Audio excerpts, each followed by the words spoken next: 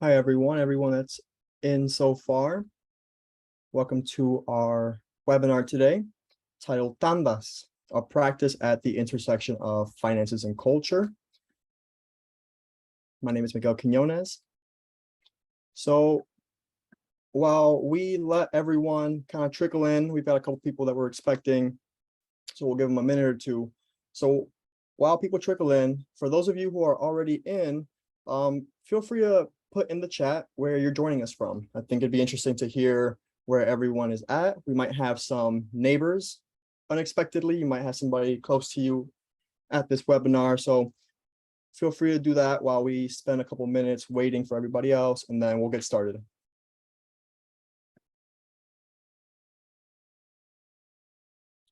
I'm seeing Alexandria, Moorhead, okay, Brooklyn Center.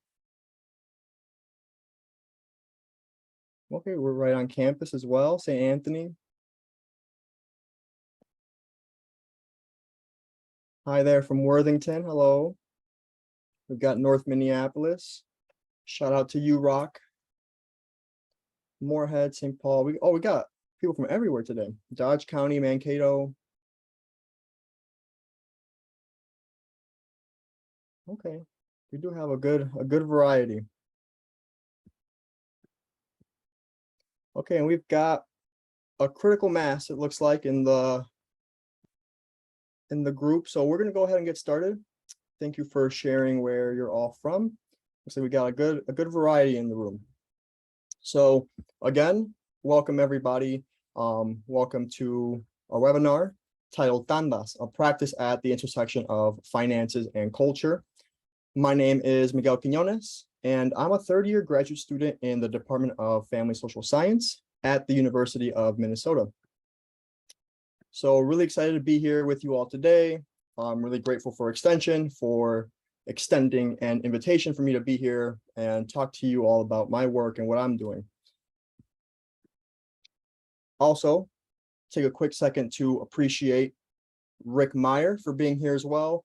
Rick is our administrative specialist. He's going to be helping out with the webinar and just providing some support. So I'll try to be mindful, but Rick is really going to be behind the scenes, keeping an eye on tech issues, looking at the chat box. So thank you, Rick, for being here and making our lives easier. We appreciate you. So let's go ahead and get into it. So this is a brief overview of what we'll be talking about today. I'm going to start with a little bit of an introduction to myself and to the tanda, right? That's the focus of the presentation today. We're going to talk about what that is and how it works. And then we're going to dive into the research project that I conducted on tandas and talk a little bit about what I found. And then we're going to wrap up with hopefully some discussion on why might this matter to you? Why might this information be useful? Could it be useful? In what ways? So that will be at the end, and we'll have a chance for everyone to chime in and let their thoughts be heard. And I'm hoping to kind of sprinkle a little bit of conversation throughout the webinar as well to make sure that we're all engaged and everyone is on the same page and knows what's going on. So with that being said, I'm going to go ahead and put a poll up. And this poll, I want to know, why are you here today? So you must have seen the link and said, I'm going to register, or you saw the link and said, I'm going to just show up. What made you show up today? Is it because you were just a little curious? Thought, oh, it seems interesting. So for personal use, or did you see the link in the description and say, oh, this looks like it could be useful in my job or my career? Or was it a mix of both? Feel free to let us know in the poll. And we've got 16 out of 23 people answering it so far. So we'll give it just a second and see where everyone is at, where everyone's mind is at. So looks like right now the leader is for a little mix of both professional and personal. That's good to know. For professional use, strictly, not so much. And then personal use, okay, we've got a good mix in here. I'm liking it. And it's helpful for us also to know how to tailor the conversation and the presentation today. Okay. So we've got about 83 people responded. We can go ahead and share the results, so everyone can see what's going on. Okay, that's awesome. Thank you for responding to that. So we're going to go ahead and now get started with an introduction. So I think it's important first to talk about who am I?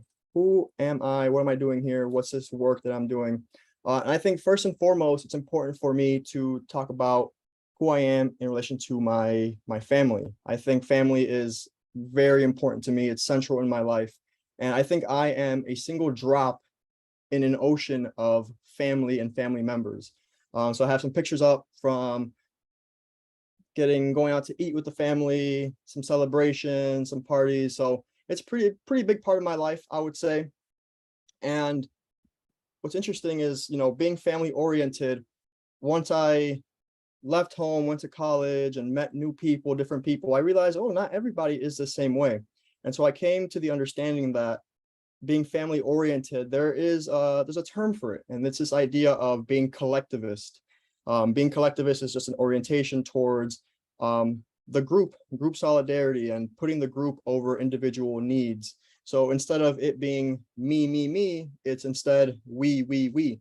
So that's a little bit about what collectivism is.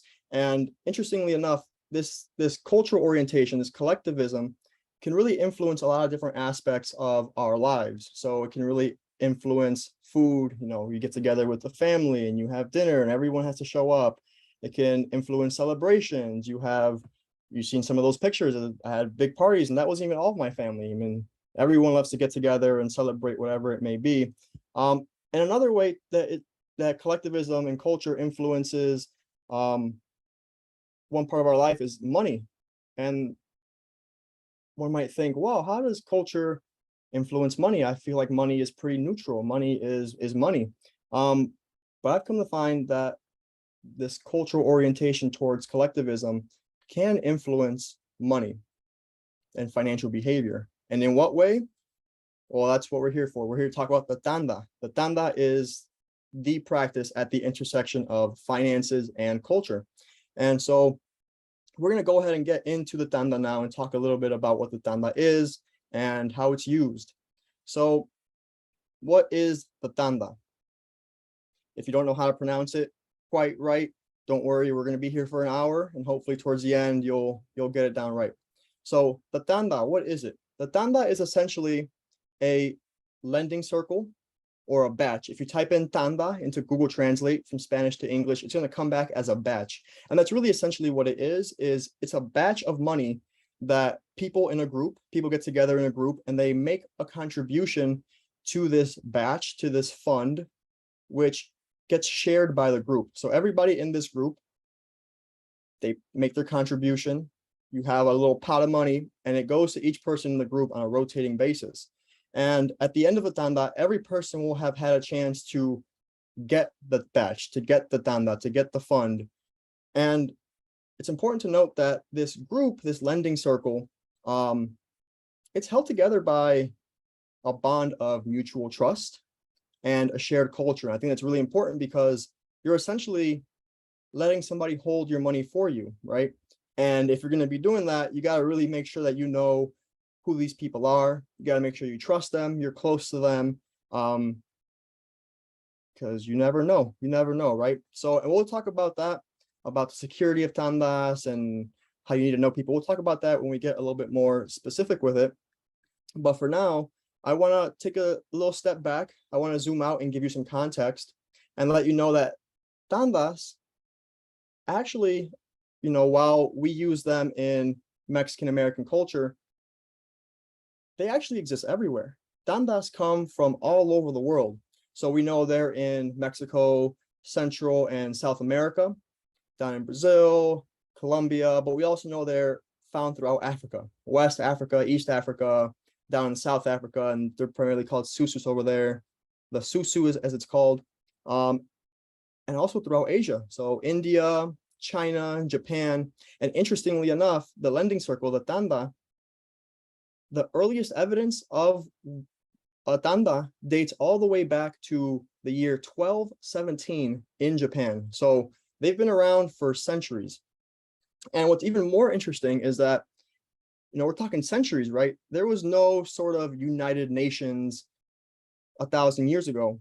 So how did all these people come together and come up with this idea of the lending circle, the tanda? I don't have an answer for that, but I do like to think that people all across the world, doesn't really matter where they're from or what time period. I think it might be an innate human quality to say, hey, let me get together with my people, my group, my tribe, whatever it may be. And if we band together and pool our resources, we can meet our needs. And I think that's kind of what's happening, is that, like I said, despite being in different locations, the same practice has developed. And so I think it's just really interesting, and I wanted to give you a little bit of context on that end. Okay, so I've been talking about the tanda very briefly. I've been talking about where it's from, but how exactly does it work?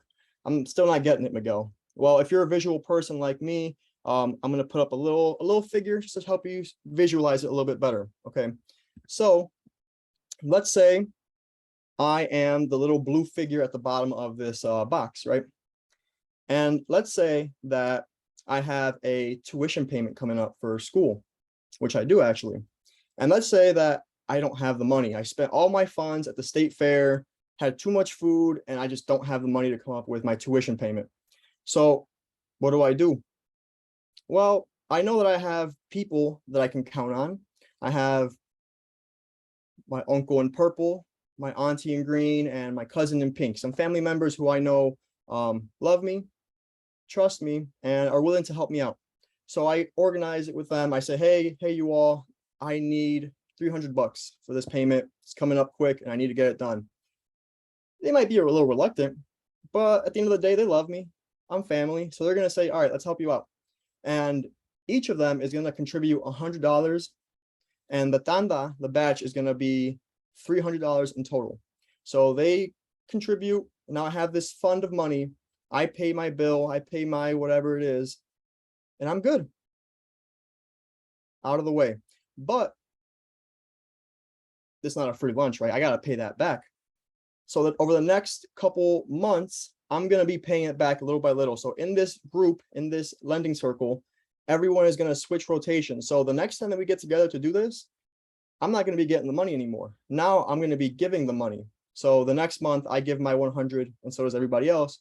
And now Auntie in green has the batch. They have the 300. They can pay whatever they need to pay. The next month, the same thing.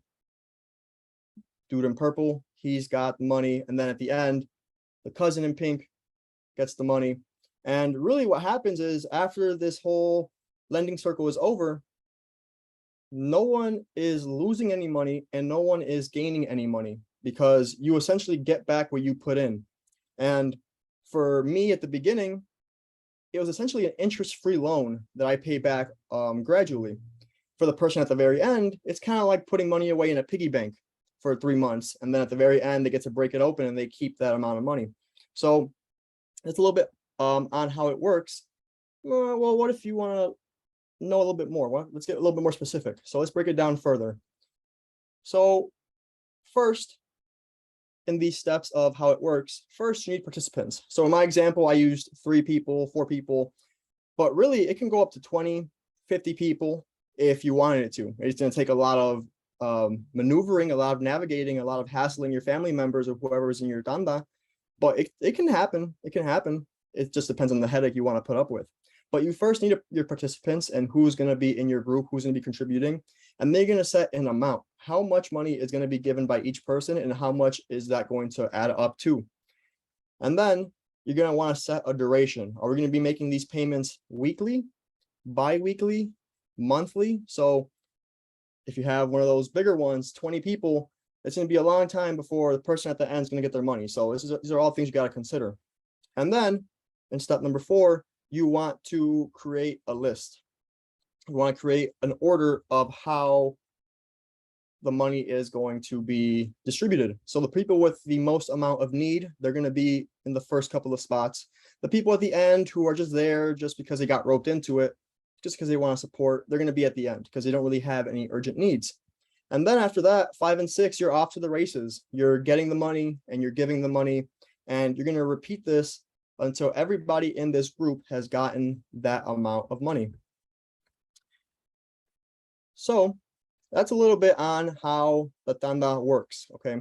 So we're kind of getting into the nitty gritty, but okay, Miguel, I get it. I see how it works, but why? It just seems like a lot of steps. It seems just very complicated for something that should be a lot more simple. Why would people get into a tanda? Well, there's a lot of different reasons out there that people would want to be in a tanda. So, and we know from the literature, we know from past research, past experiences, that people have very complicated and complex reasons for wanting to be in one. For one, some people might not be comfortable with banks. So some people might feel that they just cannot trust banks. They don't want to put their money in banks. They don't want to have to rely on banks. So they just rather not interact with them altogether. And also too, if someone is an immigrant or is here in this country, they're new to the country, they don't know how a lot of the financial systems here work. So the thought of going to the bank to take out money, to borrow a big sum of money, might be a little daunting to them. And also too, like I mentioned, if you're an immigrant, you might not know what your rights are. You might be afraid of going into a bank and potentially being reported. Now the bank can't do that, but this person doesn't know that. So they're going to bypass the bank altogether. There's also the fact that traditional loans are complicated. So you go into the bank, you say, hey, I want this amount of money. They're going to say, okay, we're going to hit you with a bunch of paperwork. They're going to hit you with an APR, the interest rate. It's just a whole lot of stuff you got to deal with. And for some people, they might say, well, why would I put myself through all of that when I can just go to my family members and get it real nice and easy? And then also cultural preferences. So somebody might have the documentation, they might know how banks work, they might have everything that they need to get a traditional loan, but they just would prefer to do it within their family, within their culture. It's something that's familiar to them, something that has worked for them, so they want to keep using it. So there's that going. And then there's also just the emergency. There might be an emergency that comes up and you need the money very quickly, and you don't have the time to go to a bank and organize all this stuff. So you call up some of your family members and you get that money and you meet your need.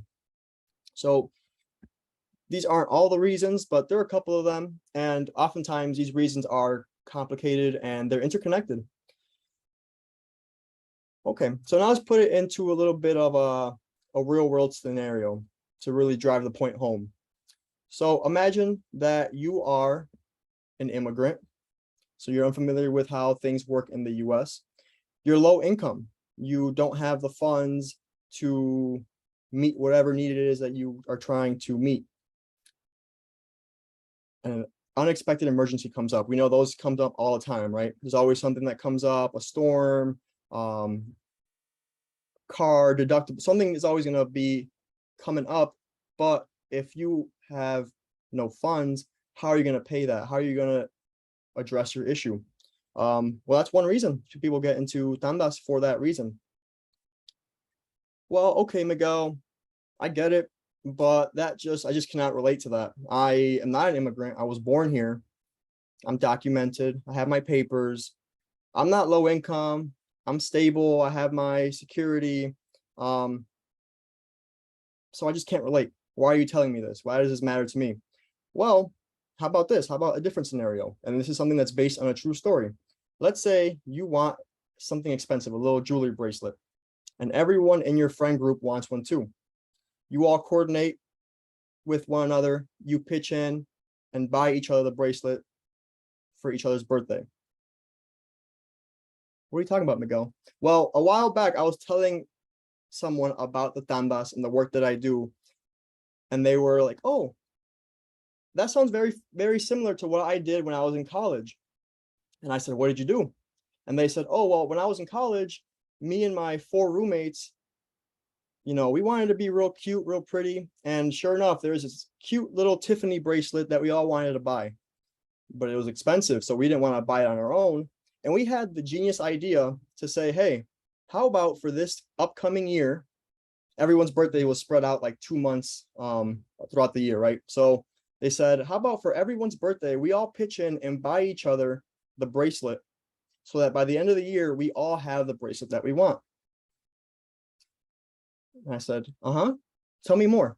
How did that work out? And she said, well, my birthday was in February. I was the first one. For my birthday, all of my friends got together and they split the cost of this bracelet. So I was the first one to have it. Then later on in May was the next friend's bracelet, was the next friend's birthday, who we bought the bracelet for. And they continued this for everyone's birthday all the way up until the end of the year in December.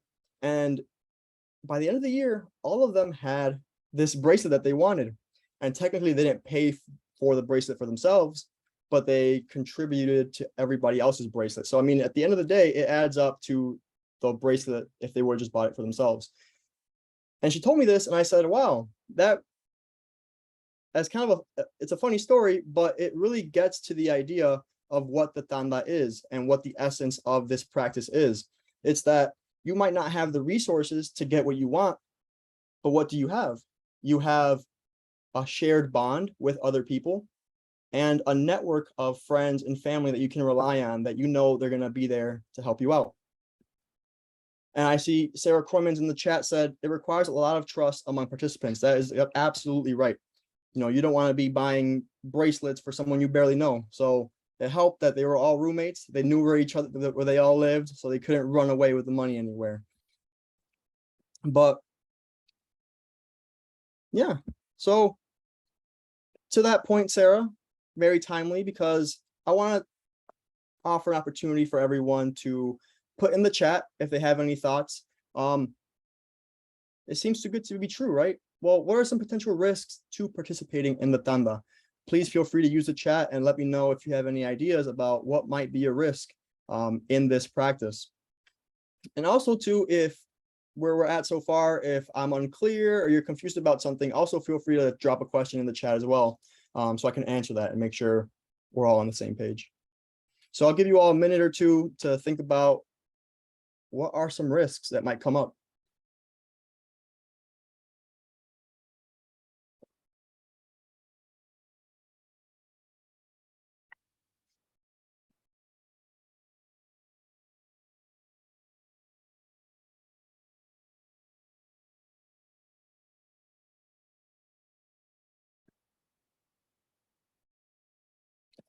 Chat box is looking a little light. I guess people just believe in the tanda. They say it's perfect. Nothing wrong with it. Oh, John says, the risk of not everyone being on the same page. Yep. You're very right, John. Mike Hannon's got a great question. Mike says, is this contractual? Are there potential legal obligations? It's a great question, and we're about to talk about it in just a second. Betsy says, some people might give more than others or use funds more than others. Okay, yeah, good point, Betsy. What if you use more money than you are given, and then how are you going to pay the next couple of weeks? Yeah, it's a great point. Rick made a great point saying that, hey, something might come up. You might have a financial setback and you cannot keep on going with the tanda. What happens then? And then Molly says that if you're at the end of receiving the money and something comes up, there might not be extra money in your budget. Yep. These are all great points. Yeah, these are great points. So yeah, someone just cannot contribute for something that might come up. Yep, Sylvia, great point. Imagine being in the beginning rounds, and you say, oh, well, I got my money. I'm good. I don't got to keep contributing. Yeah, these are great points.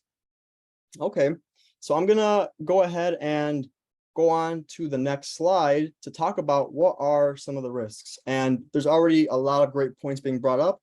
For one, what are potential downsides? For one, you get the risk of default or theft. So default, someone not paying what they're supposed to because something comes up, or just straight up theft, someone getting paid and they leave with the money and You have somebody that takes it all. What do you do then? So someone mentioned, I think it was Mike mentioned the word contractual. In a tanda, these are pretty informal. These happen under the radar. So there are no contracts. And because of that, there's no legal recourse. So if you're in a tanda and somebody runs off with the money, you really can't go and report that to the police. You're going to tell the police, hey, I lent somebody my money to hold and they ran off with it. The police is going to say, yep, that's on you. That's on you. So you really don't have a case for yourself. And in the case of like, say, something like default, where someone, maybe they don't run away with it, but they cannot pay it. That happens. That happens sometimes. I know, and I'll get into it eventually when I talk about the research study that I did. In some of the interviews, one person had talked about how their lending circle took place early 2019. It was supposed to go into mid 2020. And we all know what happened. COVID came by. Some people lost their jobs. Some people's hours were reduced. And for this group, thankfully, they all trusted each other, but they said, hey, we're going to just put a pause on this. Let's pause the payments and we'll see what happens in a couple months with the pandemic. Thankfully, they were able to unpause it and they contributed as normal. There was a delay, like a 2-month delay in between when they made payments, but it ended up being okay. But imagine for groups where things weren't okay. What do you do with that? It becomes a loss. You lose the money, you can't get it back, and it becomes really a financial lesson for some. Okay, so default or theft are definitely some, and that's why also I mentioned early on that having to trust the people that you're with is a big requirement to being in a tanda.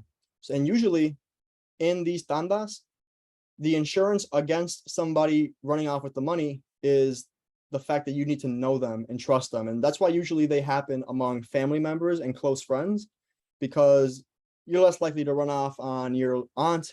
If she knows where you live, she's going to come knocking at your door and say, hey, it's payday, right? So that's why it's super important to trust people that you know. And sometimes if you have a tanda that you're organizing and you have 9 people, you need just one more. Sometimes some people might say, hey, I have a friend who's interested, let's bring him in. And they bring in the friend. And as a way to protect against the risk of them potentially leaving, they put him at the very end, towards the very end. So that way they have to be contributing, and they get their money at the end. So as opposed to putting them in the beginning and then they run off with it, right? So some groups have their structure and have their ways to deal with it. But it is a very real risk that you might lose your money. And then I see Molly mentions that the upside is that if there are multiple people and one person takes the money, you share the loss rather than being the one to pay the whole thing yourself. Yeah, that is true. And it also depends too on who you're with and what your agreements are, because I've seen exactly what you just described, where everyone kind of loses a little bit. But I've also seen tandas where it's understood that the organizer, the one who gets it all organized and settled out, they're the ones that are responsible. So if someone runs off with the money, they're the ones that organize it. So they need to pay everybody back what they lost. So again, it really just depends on the group, the dynamics, and who's in it, and what you all agree upon beforehand. So yeah, great points. So that's one downside. The other is there's no record of this happening, right? So like I mentioned, there's no contracts. But what I mean by this is that you might be making payments and they're not being reported anywhere. They're not being reported, they're not being recorded, which is hurtful for your credit score, your potential credit score. So we know that some people might go to a tanda instead of a bank because they might not have the best credit score. So the bank is going to charge them a crazy interest rate. Well, if they go to the tanda and they demonstrate that, hey, I can take out a loan of money essentially, because essentially what it is, right? It's an interest-free loan. I can take out a loan through the tanda and pay it back and be very responsible. And they can probably do this over and over and over again and prove that, yes, I am credit worthy, I am financially responsible, but none of those payments are being recorded. Their credit score is going to stay the same. So they run the risk of staying financially marginalized because these payments are not being recorded and their credit score is not reflecting the reality that they are responsible and they are capable of paying back loans.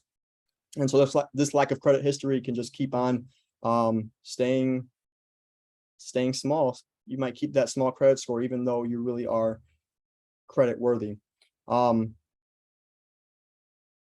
Okay, so what about, these are the downsides, talk a lot about them, but what are some potential benefits? What are some upsides to balance out the downsides, right? Well, some potential benefits are, there's a social component to it.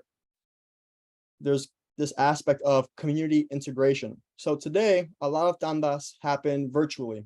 I know for one of my participants in the study, they talked about how in their tanda, it's organized through Facebook Messenger with their family members. They say, hey, they get a big group chat going and say, hey, we're doing this tanda. If you're interested, stay in this group. If you're not interested, just leave. And then whoever's left, they organize it and it works out.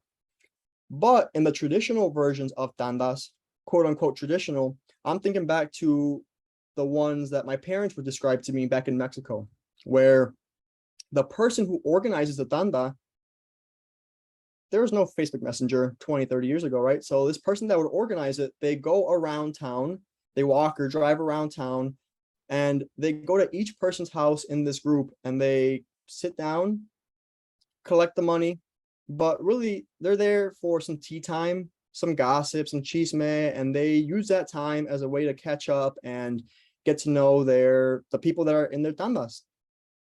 So even though the exchange is money, there's also that social component in it. And so that the one day where everybody's supposed to pay, they just spend the whole day walking around town, driving around town, and catching up with their family members and their people in the tanda.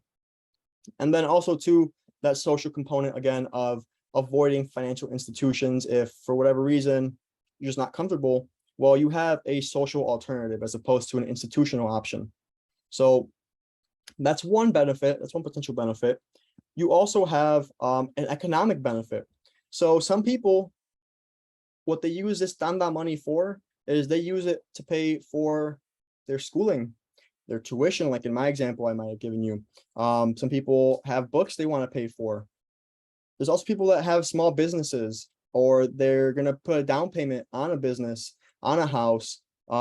This tanda money can really be used for small expenses, bills and stuff, but it can also be used for big things that can help jumpstart their career or their education or whatever it may be. And again, it's a quick and inexpensive way to access credit when you need it for school or business or what have you. Okay, so we're going to go ahead and get into the research project and talk a little bit about that. I won't get too into the details too much, but just enough to let you know how it happened. And we're going to end with the results. What did I find? What were people saying? Yeah, so feel free also to throw in the chat any questions if I'm unclear, or if you have any other questions so that I can address them as we go throughout. So now let's turn to the research project. So in the research project, I was interested in how do Mexican American families use the tanda. We know how the tandas have been used across the world. We know that they exist, but there's not a lot out there in the research on tandas, which is very weird to me considering that a lot of families are using this. It's very under the radar. So how do we find out more? Well, we can conduct a research study. So my questions were, for Mexican American families who use the tanda, what were their motivations to enter? Were they using any other financial products or services? And how did being in the tanda affect their financial situation? So for this study, we had to recruit participants, right? And so what we did is we created a flyer, and in this flyer, we had all the information. This is the actual flyer that we distributed. And the criteria were that you needed to be 18 years or older. You needed to identify as Mexican or Mexican American, and you needed to have experience with tandas, either at the moment of the interview or in the past. And so this flyer was taken and distributed to different groups around the Twin Cities, different Latino serving organizations around the Twin Cities, and also we spread it around social media, Facebook groups, WhatsApp. We really made sure to try to get as many people as we could to pass this flyer around. And it was initially a bit difficult because we mentioned earlier that this practice exists kind of under the radar, right? It's a little bit informal. So some people might have reservations about talking about this practice that may or may not be legal, that may or may not put them in trouble. So at first it was a little difficult, and in the end, we were able to recruit 12 participants, which is great because this is a qualitative study. So 12 people is enough to give us some rich data on their experiences and how they're using it to help answer our research questions. And so once we got to 12 participants, we conducted 45 minutes to 1 hour long interviews. And interestingly enough, we had 10 women and 1 man participate. And so we can talk about that at the end. I think that's a very interesting fact of the study. But the age range was from 22 through 48. So we had a pretty even split, a lot of people on one half of the distribution and a lot on the other half. So I was allowed me to see how different people in different ages used the tanda as well, which was interesting. And the participants, they came from 3 different states, primarily Minnesota, and then we had 2 in Wisconsin and 3 in Illinois. So with that being said, we have 3 main findings. So I had a couple findings, but I wanted to bring the 3 most important ones I think would be interesting and important for you all to know. So the first one is that the tanda helped remove barriers to financial access for families. Second is that being in the tanda helped strengthen family relationships. And then third, it improves individual financial behavior. And so what I'm going to do now is I'm going to go through each of these main findings.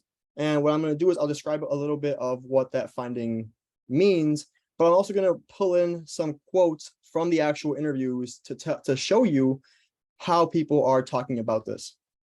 So the first one, like I mentioned, removing barriers to financial access. Some participants described barriers to using banks, such as language barriers, the discomfort that we talked about earlier, and just a general lack of knowledge about how to use the banks or lack of knowledge about what they need to utilize the banks. Also, participants reported that being in the tanda allowed them to meet their obligations without needing to go through all the hoops of the bank. So now let's look at a couple quotes. Yanette here says, you go to the bank and you say, give me a chance. The bank is going to say, you don't have credit. Sorry, you're rejected, but not in the tanda. So it's the advantage that the bank does not give. And then Martina talks about how in southern Minnesota, there are no banks that speak Spanish. And that was needed to have confidence in the banks. So because of that, Martina thought that the tanda was the safest option for her. So here we see the tanda helping people. It gives them an alternative for when they find a barrier in their way. And here we have a longer quote from Saudi. And this was interesting. Saudi says, I told people who organized the tanda, I told them, give me the last number, but for the next tanda right after, you give me the first number. So it accumulates for me and it's more money that way. So it would be 5,000 for the first tanda that I'm in. Then it would now be 10,000 to whom they would give the last number and then the first number of the next tanda, right? So in less than a week, I already have $10,000. So what she's saying here is that she was in 2 tandas back to back, and she coordinated it so that shortly after she got the last number in the first one, she got the first number, the first spot in the tanda immediately after that one. So in less than a week, she got $10,000. And she used that money later on in the interview. She talked about how she used that money to put a down payment on her house.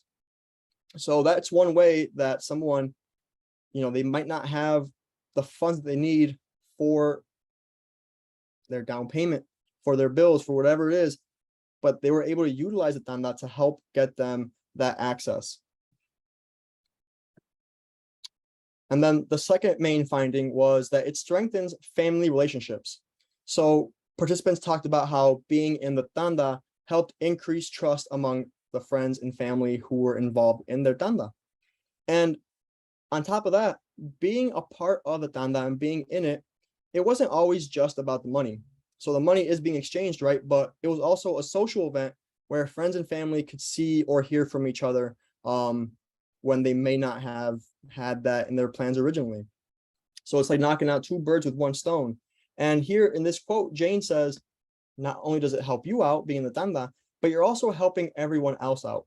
Everyone is technically saving, and it's a community thing. So for Jane, she sees it as, again, it's not me, it's we. I'm helping everyone out and they're helping me just by being in this practice. And now Norma here says that when you're in a tanda, you use that money for your family. Normally, I believe that when you do a tanda, what you will receive is for the benefit of your family. Norma talked a lot about how this money that she would get from the tanda, it always went towards something in the family, whether it was a vacation, whether it was paying for her son's braces. She considered that money to be going into her, as she put it, her family economy. It helped stimulate her family economy and help make sure that they were taken care of and that all of them were doing good. Miguel? Yes. Rachel had a question kind of in the chat. Okay, and thank you. Gets to that relationship part of, and us understanding how this would work. Does the person with more money end up contributing more, or is everyone equal? Yeah, no, that's a great question. So usually when you're organizing the tanda, you will have set some guidelines. So usually when you're determining how much is everyone going to give, it's usually equal. I mean, if you wanted to, you can do the math and say, hey, this person can do 50 and the other person can do 25, but it's just a lot of math. It's a lot more cleaner to use everyone doing the same number, right? But if someone has a higher income and someone has a lower income, usually in the tanda, it doesn't really matter, because usually what happens is that everyone is giving the same amount of money. Everyone is giving the 50 or the 100. And there is some pressure. And to that point, Rachel, there was one person who talked about how they were in tanda, and while they were contributing to the tanda and making sure that they were making their payments because they didn't want their family members to be upset if they didn't, while they're doing that, they're pinching pennies on the other side in their own wallet, in their own bank account, because they said, man, I really have to contribute to this, but what about me? What about my needs? So that's why it's super important to understand what your financial situation is before you get into one, so that you don't realize halfway through, wow, I can't afford this. And then you need to pull out, and then all of a sudden everyone else is impacted. So yeah, that's a great question. And that pressure is very real. And part of that pressure also is the reason that people contribute and continue to contribute, because if you're in a tanda, you say, oh, I would rather not give up my $100 this week, but my uncle, my aunt, they're counting on me. So that pressure, it can go both ways. It can be a double-edged sword where you might feel it's straining you, but it also helps you be consistent, and it helps you follow through with your obligation. Yeah, that's a great point, Rachel, and thank you for bringing it up. I didn't see that in the chat. So yeah, great question. And again, feel free to, if you have anything else, throw it in the chat and we'll come around to it. I want to make sure we're all on the same page. So this last major finding is that it helps improve individual financial behavior. So participants describe the tanda as being a sort of stepping stone towards improving their either financial knowledge or skills. And on that note, the tanda helps individuals develop the confidence to take the next steps in their financial journey. And I'll show you some examples of how. So Elizabeth here talks about how the tanda, it helped me clear my credit card debt. It's helped me grow my savings. I also have a little bit of spending money if I need it. And just generally, it's benefited my life personally. It's something that so her and her partner, look forward to. And if his family, because she would do it with his family, if his family's doing another one, it's like, why not? Let's do it one more time. Let's buy more furniture for the house. Let's book a trip somewhere. Personally, I think it pushes us a little bit ahead. So Elizabeth talked about how being in the tanda really helped her get her money straight. So before, while they might have been spending like crazy, having this obligation and, like Rachel said, this consistent pressure really helps you get on your A game when it comes to budgeting and saving. And after a while, you get to the point where you develop these skills where, okay, I know how to save now. I know how to budget. I can be in the tanda, and I can also satisfy my own needs as well, whether it be going on a trip or more furniture. So it really over time helps develop that capacity for financial behavior. And then Martina here talks about how for her, she was not familiar with how to save. Her family worked day to day, paycheck to paycheck. So the saving is not anything she was ever used to. It's not what they saw. And the tanda, being in the tanda, was a reminder that, you know what, you can save and you can do it. So it was beneficial, she says. And she says that if she hadn't participated in the tanda, she would have never gone to the bank and opened up her first account. So in this way, the tanda acts as that stepping stone that I mentioned earlier, where these are little financial behaviors, right? Contributing to this fund, but over time it builds up and helps influence and improve the financial behavior, financial skills, the confidence to understand and take control of your finances. The tanda can help do all of that. And those are the major findings that really were the main things that I found and that I think were most important. So I want to take a second. I know I've been talking a lot. I want to make sure that I give everyone a chance to throw their thoughts out there. Let me know what you think. Let me know if there's any questions again, but also I have a specific question of, now that we understand the tanda and how it's used and how it can be used in people's lives, how might you use this information in your personal or professional life? That was the option that most people answered earlier on in the poll. They said, I'm here for professional and personal reasons. Well, okay, so tell us more. I want to know, how can you use this information, if you can, in your personal or professional life? So I'll give you all a minute in the chat to talk about it, to think about it, and we can have a little bit of a conversation going. We're doing pretty good on time too, so please feel free.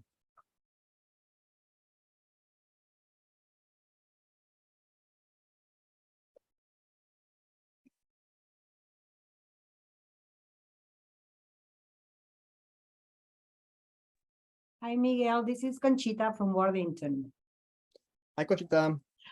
In my area from where I came from, Mexico, we call it cundinas.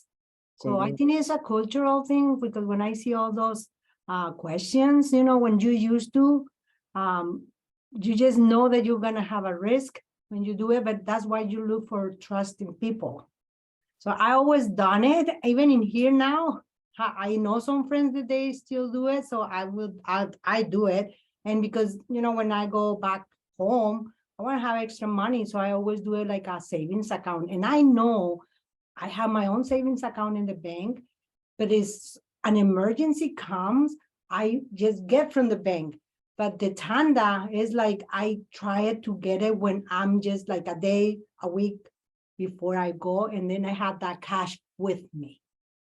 So the risk I always is gonna be there, but it's, I think it's cultural. We know how it works. We know who to trust, and you always. I never have a problem.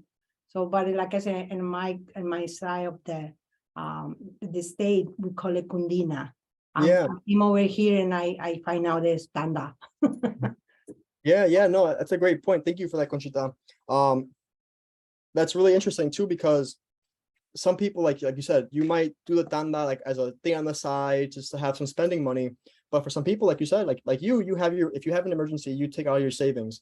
So people use it very differently. And so that's a great example of just one way that people use it. While they might not be using it for everything, you can use it on the side and just have it be a little fun thing. One of the participants who I put one of their quotes up, they would talk about, yeah, you know, I just get in it because my boyfriend's family does it, but for her, she doesn't have any immediate emergencies or anything urgent, so she just gets in it just to be a support system, really, as opposed to someone who needs the money. So all that to say that, yeah, people use it very differently.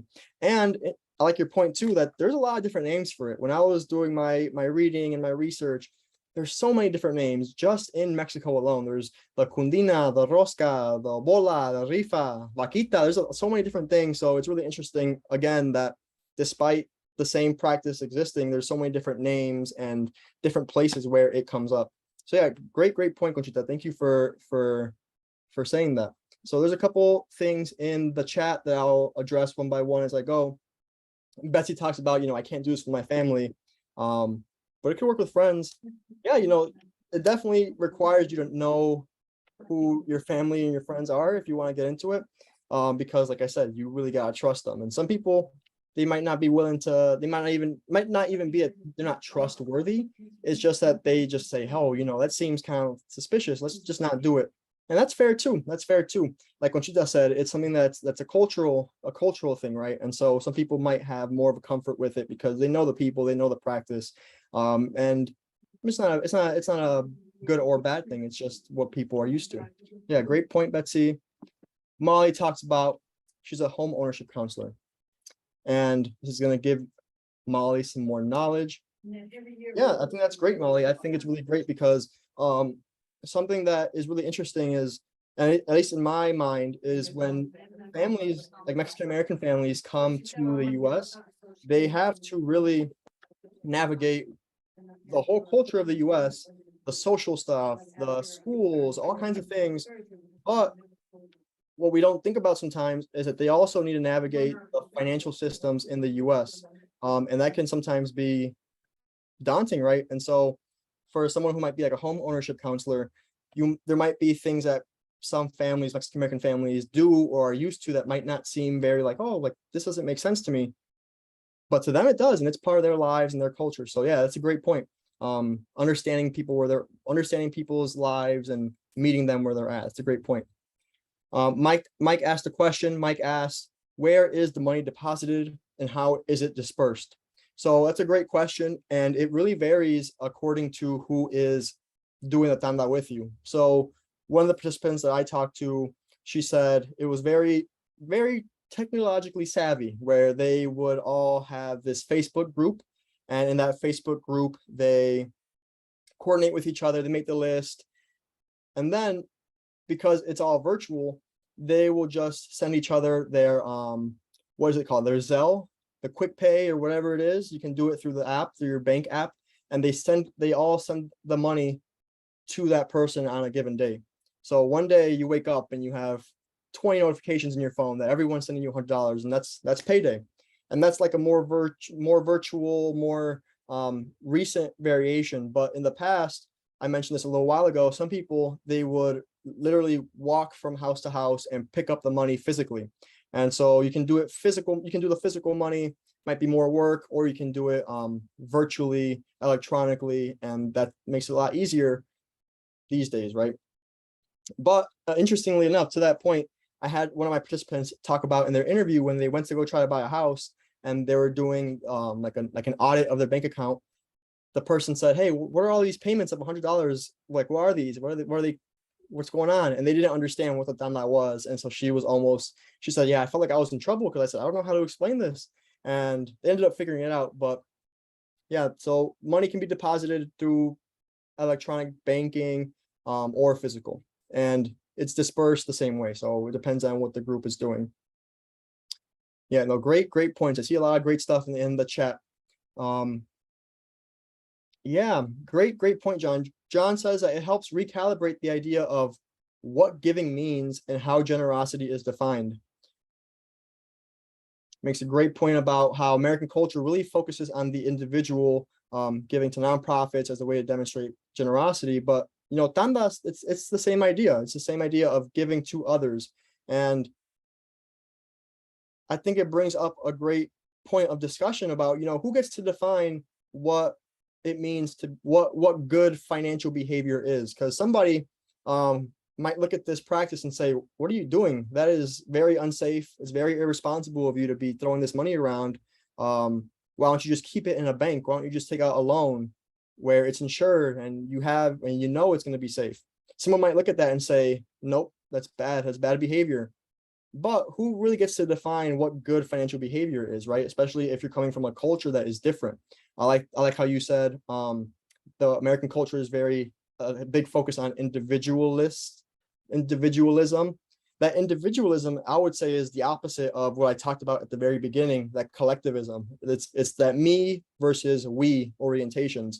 So I think that's what I really like about this work, is that it really helps bring into focus and start a conversation around who gets to define these things and who gets to say what good financial practice is or isn't. So yeah, great point, John.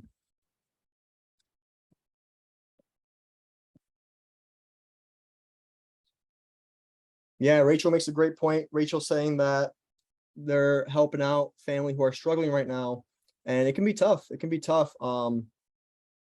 Because you don't want it to be to the point where it's just a one-way street, as you say, Rachel, right? So how do you get to the point where you can figure out how everyone's needs are being met, but no one's being taken advantage of? And that's hard. It's a conversation that happens with all the family members when you get down to down. But hey, maybe the tanda would be a way to get it done. But remember, it requires a lot of trust. Yeah, great point. It looks like that was the end of all the questions. I'm really impressed. You all had some great questions. I thought I was gonna do a lot of talking and you're gonna learn from me, but I learned a lot from you all too. So I really appreciate you all sharing and not being shy to ask questions and whatnot. So thank you all for that.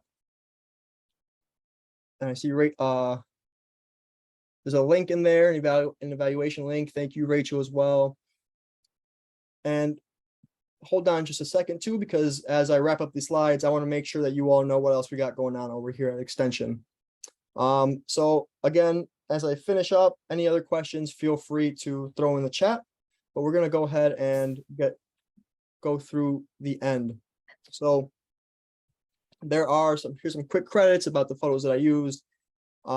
If you are here and you would like some proof that you were here, feel free to reach out and request a certificate of participation. Or if you need some well-being points, we can also give some of those. So make sure to use that evaluation link that is in the chat from Rick Meyer. It's also right here too. Pretty easy to remember. z.umn.edu, making sense 2022. Feel free, if you like this webinar, tell us about it. If you thought it was awful, we really want to know. So whatever way you feel, please feel free to complete a just short evaluation to let us know how we can improve or make these better so that it's not awful. And then you'll be followed up with in approximately 30 days. If you want to learn more, we've got a lot of webinars and we got a lot coming up. So if you speak a little Spanish or are trying to learn a little Spanish, learn Spanish and learn some other stuff, feel free to check out these charlas en español, these talks in Spanish. We got a lot of different topics in here, and we have a lot going on through the rest of this month, October, November through December. And then we got some upcoming webinars as well related to finding balance. So if you're looking for your balance, we got a couple of ones for you. If you are interested in finding out how to make decisions around later life, we have some of those for you too. We got everything, I'm telling you. If you really like this idea of talking about money, if you really like the idea of making sense of it all, we got more webinars on this theme as well. You can see all the different dates, times, and topics that we'll be covering on this slide right here. Today's was the 21st. There's another one later on at 3 p.m. if you want to figure out how to prepare for potential disaster. And then we got more throughout October and November. So please feel free. It's a great learning opportunity for all of us. No Place Like Home, and Recovery and Health. We've got a lot of great ones. Whatever you're interested in, we got something for it. So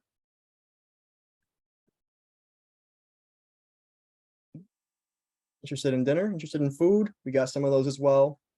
And if there are some that I skipped through the slide too fast, we have a website where you can see all of them. It's the links right there on the screen, and this is also recorded, so feel free to return to the recording and look at the links and do it all. So I see a couple thank yous. No, thank you, Conchita, Betsy, Megan. Thank you for being here and listening and asking questions. It really made the presentation that much better being here and having your contributions. So thank you, thank you, thank you. We're also all over social media, Facebook, Instagram, Pinterest, what have you. You can find us on there, so connect with us. We know you're on your phone already, so just give us a follow, give us a like. It'll be a good time. So that's pretty much it. We're doing great on time. Thank you all for being here one last time. It was a great presentation. Great to talk to you all. Yeah, have a great rest of your day.